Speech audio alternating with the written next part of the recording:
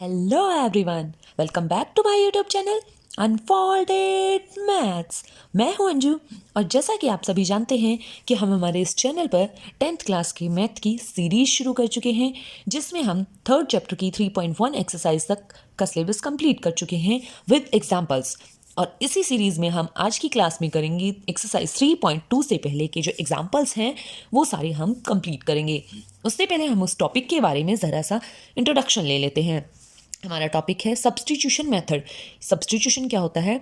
कोई भी ऑब्जेक्ट है, कोई वस्तु है या फिर कोई वेरिएबल है, उसकी जगह किसी दूसरी वस्तु या वेरिएबल को रखना। फॉर एग्जांपल, अगर आप कोई भी ड्रेस लेने जाते हैं और वैसी ड्रेस आपको मार्केट में अवेलेबल नहीं है उस टाइम पे, तो आप क्या करेंगे?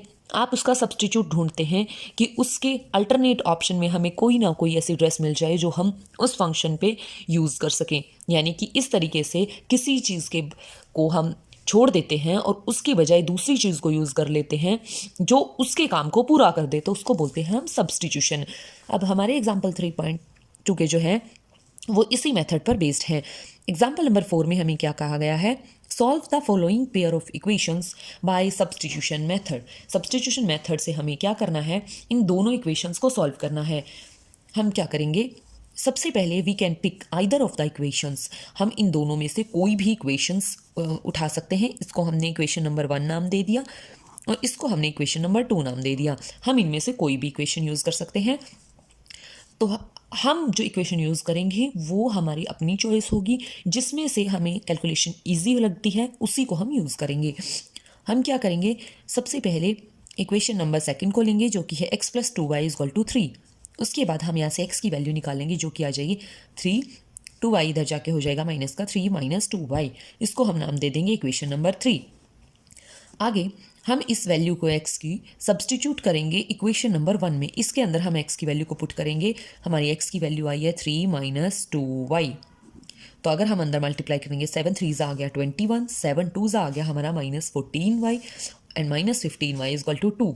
इन दोनों को जब हम जोड़ेंगे -14 - 15 तो वो हो जाएगा -29y = इस 21 को जो प्लस का है उधर ले जाके हम माइनस का कर देंगे 2 - 21, तो -29y = -19।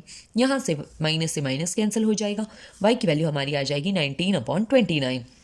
अब हम इस वैल्यू को इक्वेशन नंबर 3 में रखेंगे। इसके अंदर हम वैल्यू को पुट करेंगे। इक्वेशन नंबर 3 क्या थी हमारी? x = 3 - 2y। y की वैल्यू हमने यहाँ पे रख दी है 19/29। इसको अंदर मल्टीप्लाई करेंगे जब हम 19 2 38/29 और 3 यहाँ ऐसे कर ऐसा रह जाएगा। इसका हम एलसीएम लेंगे 29 3 87 - 38/29। यहाँ से जब हमारा इन दोनों को सॉल्व करेंगे हम, तो यहाँ से हमारी x की वैल्यू आ जाएगी 49/29 और y की वैल्यू आ जाएगी 19/29। ये हमारी दोनों वैल्यूज़ यहाँ से आ गई हैं। अगर आपको सब्स्टिट्यूशन मेथड से गिवन है यहाँ पे मेथड कि सब्स्टिट्यूशन मेथड से ही सॉल्व करना है, तो आपको उसी मेथड से सॉल्व करना होगा। अगर आपको डायरेक्ट इक्वेशंस दी हैं और आपको सिर्फ इनको सॉल्व करने के लिए बोला गया है, तो ये आपकी अपनी चॉइस है कि आप इसको किस मेथड से सॉल्व कर रहे हैं। नेक्स्ट है हमारे पास एग्जाम्पल नंबर 5। एग्जाम्पल नंबर 5 में हमें क्या कहा गया है? एग्जाम्पल नंबर 5 हमें कहता है सॉल्व द फॉलोइंग इक्वेशंस। इन दोनों इक्वेशंस को सॉल्व कीजिए। Aftab tales his daughter. Aftab अपनी बेटी को क्या बता रहा है? उनकी एज के बारे में बता रहा है, लेकिन वो सोच रहा है कि क्यों ना मैं थोड़ा सा उसको पहेली बना दूं, यानी कि थोड़ा सा उसको पजल बना दूं, जिससे कि उसको सॉल्व करने में थोड़ा टाइम भी लगे और थोड़ा सा माइंड का भी यूज़ करना पड़े। Aftab tales his daughter. Aftab अपनी डॉटर को कहता है 7 years ago, यानी कि 7 साल पहले, I was 7 times as old as you were then, कि तुम उस वक्त जितने साल की थी मैं उससे 7 गुना था। ऑल्सो उसके बाद उसने सोचा एक बात से तो काम नहीं चलेगा, दूसरी और भी बतानी पड़ेगी। 3 years from now, आज से 3 साल बाद, I shall be 3 times as old as you will be, कि तुम आज से 3 साल बाद जितने साल की होगी मैं 3 साल बाद तुमसे 3 गुना होऊंगा। Isn't this interesting?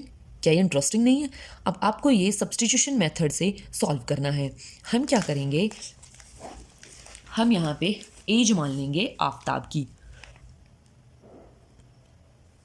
हम एज मान लेंगे आफ्ताब की जो कि है s ईयर्स, और हम आफ्ताब की बेटी की जो एज है वो मान लेंगे t ईयर्स।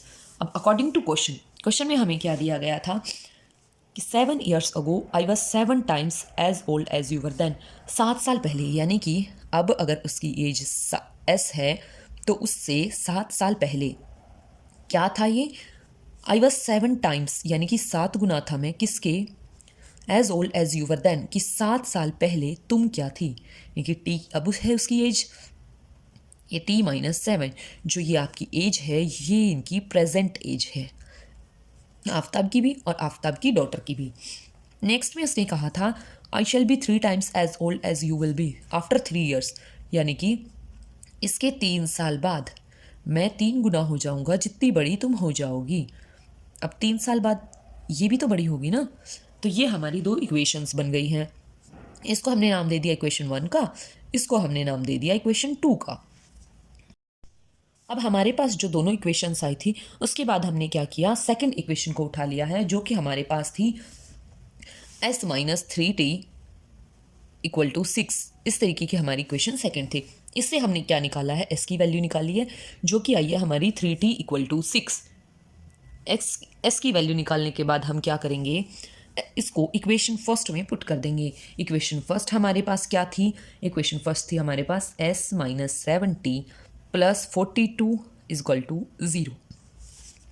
इसके अंदर हम पुट करेंगे s की वैल्यू हमारे पास क्या आई है यहाँ 3t plus 6 minus 7t plus 42 equal to 0। उसके बाद क्या होगा, हम इसको सॉल्व करेंगे, 3t minus 7t equal to minus 40, 6 plus 42 equal to 48 equal to 0।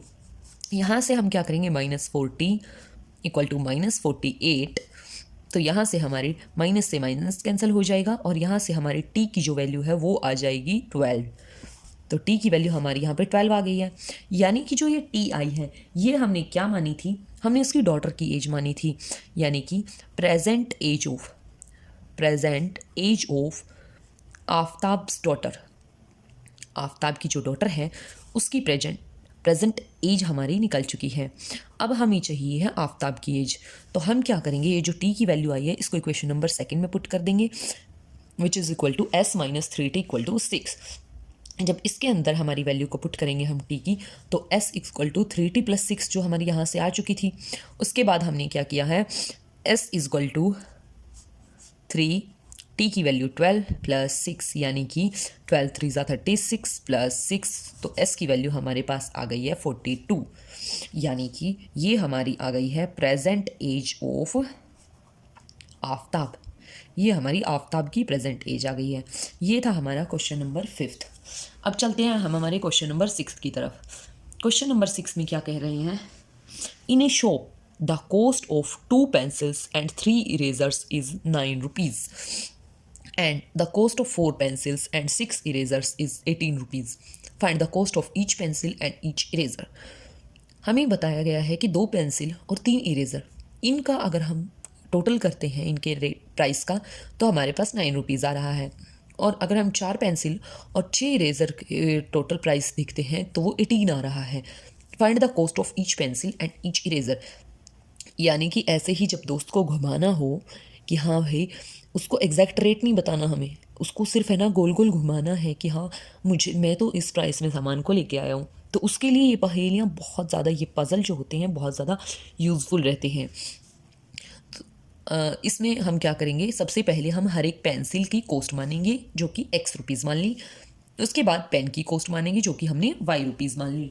उसके बाद हम क्या करेंगे, जो कि हमारे क्वेश्चन में दिया हुआ है 2 पेंसिल्स यानी कि 2x प्लस 3 इरेजर्स यानी कि 3y इजकल टू 9।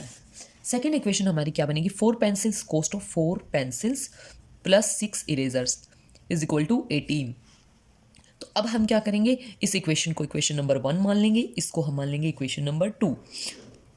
अब हम क्या करेंगे, इनमें से कोई भी हम इक्वेशन उठा सकते हैं, उसमें से x की वैल्यू फाइंड आउट करेंगे।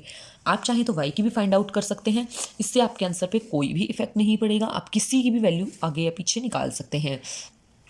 तो हम क्या करेंगे, हम अब x की वैल्यू निकालेंगे इक्वेशन फर्स्ट से। इसमें से वो कैसे निकलेगी, 2x plus 3y is equal to 9 है, तो 2x हमारा इसी साइड रख लेंगे और 3y को साइड ले जाएंगे, 9 माइनस 3y। अब हमारी जो x की वैल्यू होगी वो क्या होगी, 9 माइनस 3y बाई 2। ये हमारी x की वैल्यू आ गई। अब इसको क्या करेंगे हम, put this value of in equation second, इस सेकंड इक्वेशन के अंदर हम रख देंगे इसको।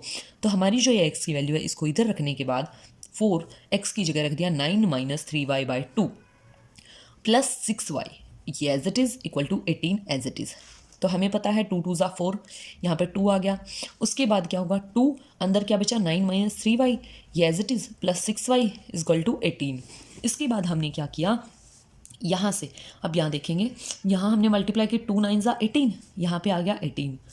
फिर यहाँ पे 2 3 ज़ा 6 माइनस 6y, फिर यहाँ पे एज इट इज़ 6y था तो ये 6y कर दिया इक्वल टू 18।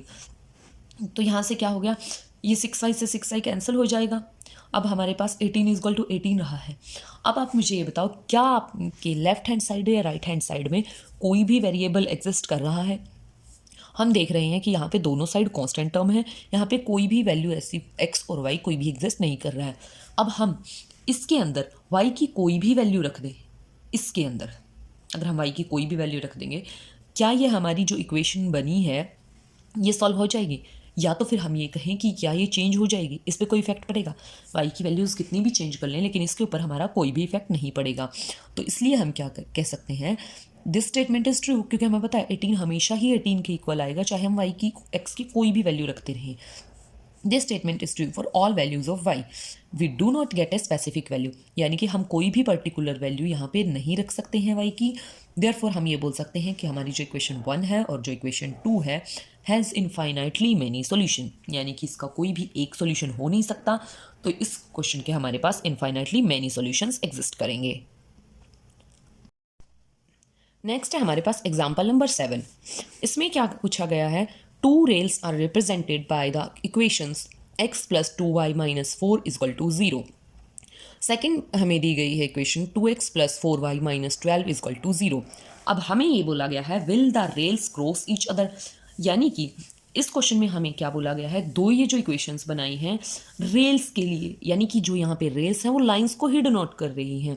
हम लाइन से मान सकते हैं कि एक रेल ये हो गई, एक रेल ये हो गई, कि क्या ये एक दूसरे को कहीं क्रॉस करेंगी या नहीं करेंगी। अब हमें नहीं पता है ये कैसे लाइन बनेगी इनकी, हमें बोला गया है इसमें सब्स्टिट्यूशन मेथड से, लेकिन अगर हमें शो नहीं किया गया सब्स्टिट्यूशन मेथड से तो हम इसे ग्राफिकल मेथड या एलिमिनेशन मेथड किसी से भी सॉल्व कर सकते हैं।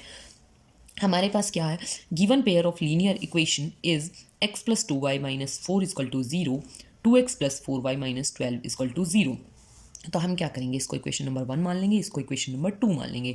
हमें पूछा है will the rails cross each other, कि क्या ये लाइन्स एक दूसरे को कहीं पे इंटरसेक्ट करेंगी तो यूनिक सॉल्यूशन होगा। यानी कि फाइनली हमें निकालना क्या है कि इन दोनों इक्वेशंस का कोई यूनिक सॉल्यूशन एग्जिस्ट कर रहा है या नहीं कर रहा है। Finding values of x in terms of y, इनमें से किसी भी इक्वेशन को हम उठा सकते हैं। हम उठा रहे हैं यहाँ पे इक्वेशन नंबर 1 को, यहाँ से हम x की वैल्यू फाइंड आउट कर रहे हैं। ये 4 इधर माइनस का है, उधर जाके हो जाएगा प्लस का, 2y इधर प्लस का है तो उधर जाके हो जाएगा माइनस का, यानी कि x की वैल्यू आ गई 4 माइनस 2y। अब हमने क्या किया, नाउ सब्सटीट्यूट दिस वैल्यू, हमने इस वैल्यू को सब्सटीट्यूट किया इन इक्वेशन नंबर 2, यानी कि इस इक्वेशन के अंदर हम इसको सब्सटीट्यूट करेंगे। 2x की वैल्यू आई हमारी 4 minus 2y plus 4y as it is minus 12 as it is equal to 0। 2 4 ज़ा 8, 2 2 ज़ा 4, यानी कि minus 4y plus 4y minus 12 equal to 0। अब 4y से 4y कैंसिल हो जाएगा क्योंकि ये माइनस का है ये प्लस का है। 8 माइनस 12 इक्वल टू 0, यहाँ पे हमने ये लिख दिया, एंड 8 में से 12 को माइनस करेंगे तो माइनस 4 इज इक्वल टू 0। हमारा लास्टली जो हमारा सोल्यूशन आया है ये आया है। अब आप मुझे ये बताइए, क्या -4 और 0 कभी भी इक्वल हो सकते हैं? हम x की y की कोई भी वैल्यू रख लें, क्या ये पॉसिबल है कि -4 और 0 सेम हो जाएं? बिल्कुल नहीं। तो हम लिखेंगे विच इज़ नॉट पॉसिबल, ये पॉसिबल ही नहीं है। सो द इक्वेशंस, यानी कि जो हमें दोनों इक्वेशन यहाँ ऊपर दी गई हैं, इन इक्वेशंस के पास कोई भी कॉमन सॉल्यूशन नहीं है। So the 2 rails will not cross each other, यानी कि जो दो हमारी रेल्स हैं वो एक दूसरे को क्रॉस नहीं करेंगी, और यही हमारा फाइनल आंसर होगा। ये थी हमारी आज की वीडियो। आई होप आपको मेरी वीडियो पसंद आई होगी। अगर आपको ये सीरीज़ पसंद आ रही है तो मेरी वीडियो को ज़्यादा से ज़्यादा लाइक करें, शेयर करें और मेरे चैनल को सब्सक्राइब ज़रूर करें। और अगर इससे रिलेटेड आपको कोई भी डाउट आता है किसी भी क्वेश्चन में तो आप मुझे कमेंट सेक्शन में पूछ सकते हैं, मैं फॉर श्योर आपको रिप्लाई करूँगी। सो मिलते हैं हमारी नेक्स्ट वीडियो में, तब तक के लिए बाय बाय, टेक केयर।